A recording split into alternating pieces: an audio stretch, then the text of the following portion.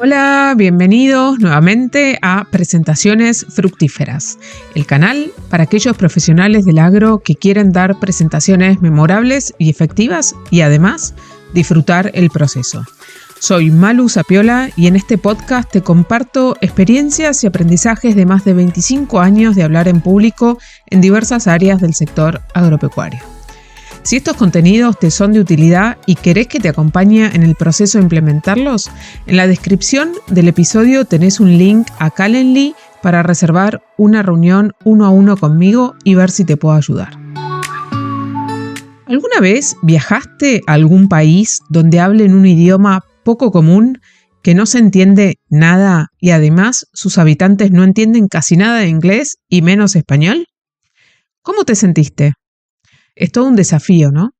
Como oradores, tenemos que evitar que nuestra audiencia sienta esa sensación al escucharnos. Hoy vamos a hablar sobre el desafío de adecuar el lenguaje de nuestra presentación a nuestra audiencia. Allá vamos.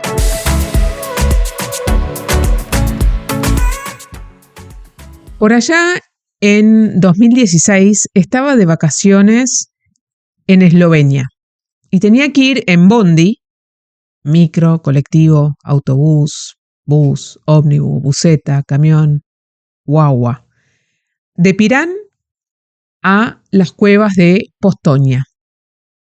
No había autobús directo y por suerte el recepcionista del hotel me ayudó a planificar el viaje y me dijo que tenía que tomarme un primer autobús hasta un pueblo, que la verdad no me acuerdo el nombre, era impronunciable, y luego ahí tomarme otro a Postojna. Por suerte me lo anotó todo en un papelito. Ahora quedaba poco tiempo para que saliera el primer autobús y me dijo, bueno, nosotros te llevamos con la combi del hotel, digamos, al lugar donde salía el autobús. El lugar donde salía el autobús no era una terminal formal, era un estacionamiento, un parking, y bueno, el autobús estaba ahí parado. El conductor del autobús era un hombre local, muy corpulento, medía como 2 metros, y no hablaba más que esloveno.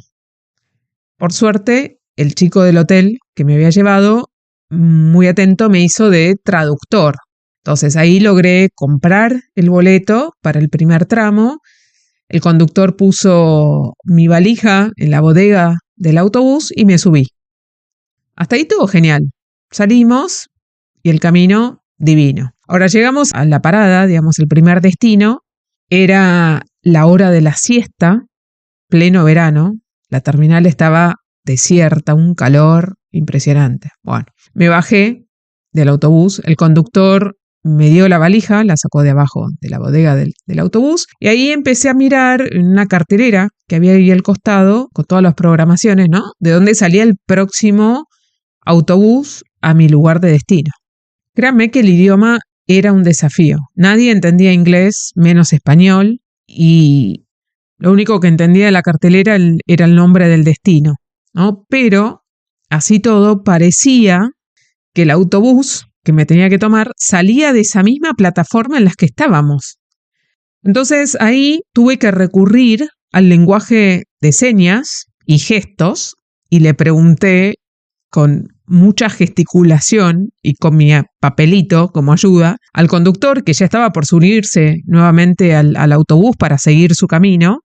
Y bueno, resultó que era justo ese mismo autobús el que yo me tenía que tomar para la siguiente etapa, ¿no? Era una parada, pero no había que cambiar de autobús, era ese mismo autobús. Imagínense el enojo del conductor.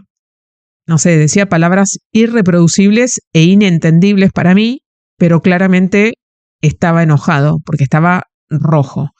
Tuvo que volver a bajar del autobús, abrir la bodega, poner de vuelta mi valija adentro del autobús, venderme el pasaje para el segundo tramo y ahí, bueno, subir y arrancar para el próximo destino. Conclusión, el español e incluso el inglés no sirvieron en este intercambio. Fue todo lenguaje de señas, gestos y apoyos escritos. Tuve que recurrir a un lenguaje alternativo. ¿Y por qué les cuento esto? Porque es un claro ejemplo de cómo cuando el interlocutor o nuestra audiencia no entiende el lenguaje que nosotros hablamos, tenemos que buscar alternativas y lograr un punto común, algún lenguaje que entiendan. ¿Cuántas veces tenés que hablar sobre temas técnicos a una audiencia no técnica? O estamos muy acostumbrados a usar acrónimos al hablar que no necesariamente todo el público o otras personas conocen. ¿Te detenés a pensar si tu audiencia maneja estos acrónimos tan bien como vos? ¿O si les estás hablando en esloveno? Podés dedicarle un montón de tiempo a armar una presentación divina, que se ajuste a los tiempos, que según tu criterio y conocimientos tenga todo lo necesario para lograr el objetivo que querés buscar con esa presentación, pero si no te asegurás de entregarla en un lenguaje que tu audiencia entienda, no vas a lograr ese objetivo, porque no te van a entender. El desafío es adecuar el mensaje al lenguaje de tu audiencia. Traducir ese mensaje clave, esa idea que queremos transmitir, para hacerlo entendible. Hay una frase que me encanta y siempre la tengo como cabecera, que es: los grandes comunicadores hacen que lo complicado se vuelva simple. Los malos comunicadores hacen complicado lo simple. ¿Entiendes? Yo para esto me creé una clasificación de lenguajes que a mí me funciona y te la voy a compartir. Son 4. Yo considero los lenguajes como técnico específico. Este es el técnico más complicado, con la mayor cantidad de jerga, que solo entienden los que están trabajando en tu tema específico. Después viene el técnico más general. Este es un lenguaje que se supone que todos los profesionales de tu misma área, digamos, o la gente que trabaja con esos temas, debería conocer. Pero no tiene esa jerga tan específica, ¿no? Después viene el básico explicativo. Quizás profesionales de otros rubros, ¿no? Que no necesariamente están familiarizados con el tema técnico, sino que cualquier término técnico para esta audiencia es desconocido o no necesariamente lo conocen. Y después viene el muy básico, donde ya tenemos que considerar que no entienden el lenguaje que nosotros hablamos, y ahí está el desafío de incluir, por ejemplo, ejemplos de la vida cotidiana. O sea, sería como hablarle a un público en general, digamos. A veces yo lo pienso, muchas veces lo pienso y me sirve esta idea de ponerme en la cabeza como si le estuviera hablando a, no sé, un chico de jardín, ¿no? Que uno le tiene que tener como más paciencia, dar ejemplos, usar visuales o generar esos ejemplos de la vida cotidiana. Obviamente, como ven, es una clasificación muy general, ¿no? Pero me sirve un montón para orientarme y saber hasta qué nivel, o sea, qué tantos tecnicismos puedo incorporar y hasta qué nivel tengo que explicar los tecnicismos que posiblemente mi audiencia no vaya a entender. Entonces, ¿qué quiero decir cuando les decía que tenés que asegurarte de traducir el mensaje? Bueno, primero, obviamente, identificar la familiaridad de tu audiencia con estos términos técnicos específicos, ¿no? Con la jerga, con los acrónimos. Saber eso, en qué categoría de estas 4 los pondrían. Técnico específico, técnico más general, básico o muy básico. Como les decía, esas son mis categorías. Obviamente vos te podés crear las tuyas, pero espero que se entienda esto que quiero reflejar acá, ¿no? Ahora, si no están familiarizados con los términos que usamos o que vas a usar, lo mejor es reducirlos a la misma mínima expresión. Si es imprescindible incorporar términos técnicos, definilos. Asegúrate de definirlos la primera vez que los nombrás.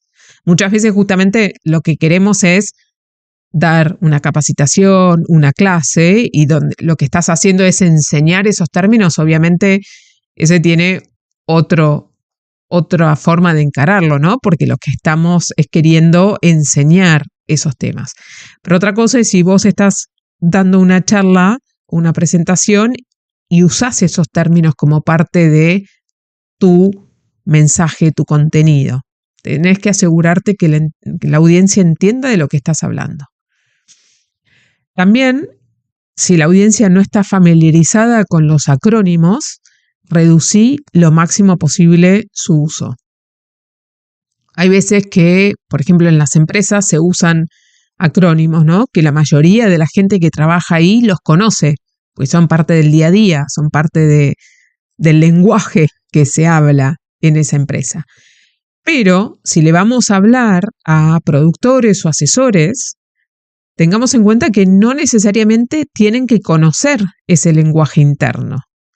Entonces, si querés que no se sientan dejados de lado, que se sientan incluidos en esa presentación, te conviene mencionar todas las palabras o al menos definir una vez los acrónimos o abreviaturas que vayas a usar en tu presentación. De esa forma se van a sentir incluidos, se van a sentir parte, si no, se van a sentir como ajenos a tu presentación. Acordate que lo fundamental de una presentación para que sea efectiva es que la audiencia te pueda seguir, que te entienda lo que estás diciendo, ¿no? Muchas veces está la tentación de hablar en difícil como para demostrar todo lo que sabemos. Pero esto puede ser contraproducente si la audiencia no tiene justamente las bases para seguir nuestra presentación. Incluso en una presentación en un congreso científico, donde el público son pares, digamos, investigadores, probablemente, y seguro tienen cierta base técnica, pero pueden que no estén familiarizados con tu temática en particular y desconozcan esa jerga específica. Elegir el lenguaje adecuado, entonces, es clave para poder mantener la atención de tu audiencia y lograr que el mensaje, esa idea clave que les queremos transmitir, se quede con ellos, que se adueñen de ese mensaje y lo puedan retransmitir. Lo que menos queremos es que al final de la presentación, cuando alguien les pregunte a ellos, ¿no? ¿Y cómo fue? ¿Qué dijo? La respuesta sea, ni idea. Se la pasó hablando en difícil y me perdí la mitad. Me puse a pensar en las otras cosas que tenía que hacer o, no sé, lo que iba a cocinar esa noche, ¿no? Eso no queremos que pase. Entonces, es muy difícil poder ejemplificar todos los casos posibles, ¿no? En un episodio de podcast, pero veamos un ejemplo como para aterrizar un poco estos conceptos. Imagina que estás trabajando con marcadores moleculares para identificar flujo de genes entre especies relacionadas. Al hablar de los resultados con científicos que trabajan en fitomejoramiento asistido por marcadores o investigadores que estén estudiando relaciones y evolución de especies, se podrá usar un lenguaje técnico específico. Por ejemplo, uso de SSR para identificar hibridación interespecífica e intergenérica en el complejo Agrostis, ¿no? Ahora, si le queremos contar lo mismo a un grupo de profesionales del agro, pero que no trabajan necesariamente con marcadores moleculares, usaría algo más así. Uso de microsatélites, un tipo de marcadores moleculares muy prolíficos, es decir, que tienen alta variabilidad en secuencias de ADN determinadas, para identificar híbridos entre especies del género Agrostis, incluso con especies de diferente género.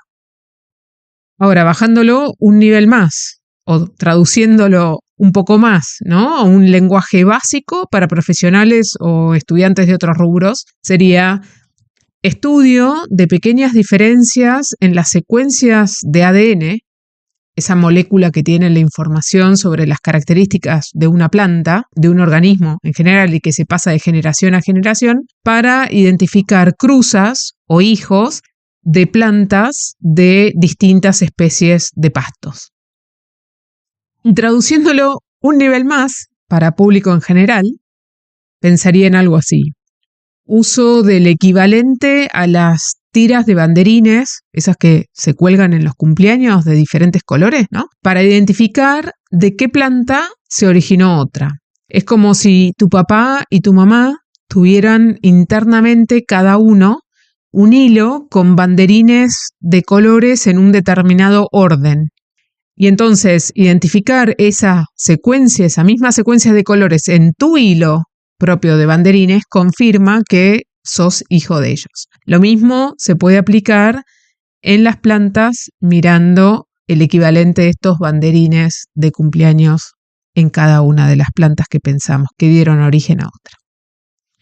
Este es un ejemplo que se me vino a la mente y espero que puedas hacer este mismo ejercicio con tu tema principal, el tema sobre el que hablas más frecuentemente.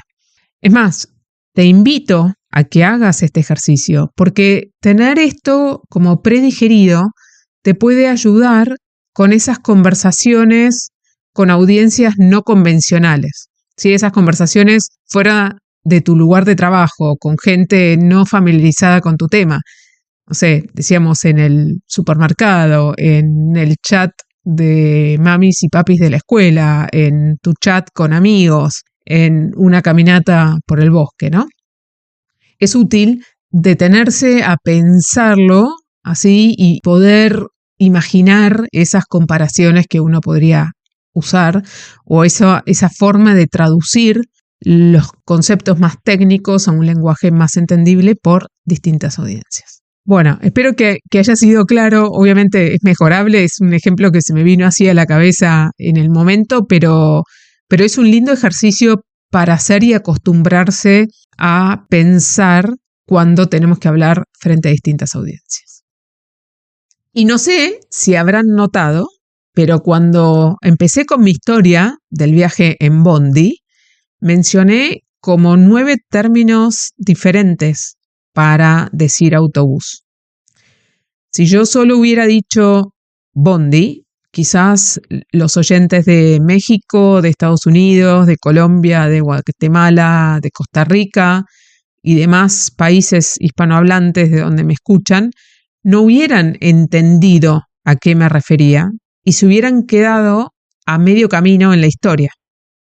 Podría haber hecho lo mismo con cuando dije valija, ¿no? Decir también valija o maleta, pero ahí ya tenían un poco el contexto del viaje, del ómnibus y demás. Lo que quiero decir con esto es que también es un punto importante a tener en cuenta cuando hablamos a públicos de otros países. Tenemos que considerar si los términos, acá quizás no necesariamente técnicos, diríamos que más bien coloquiales, ¿no?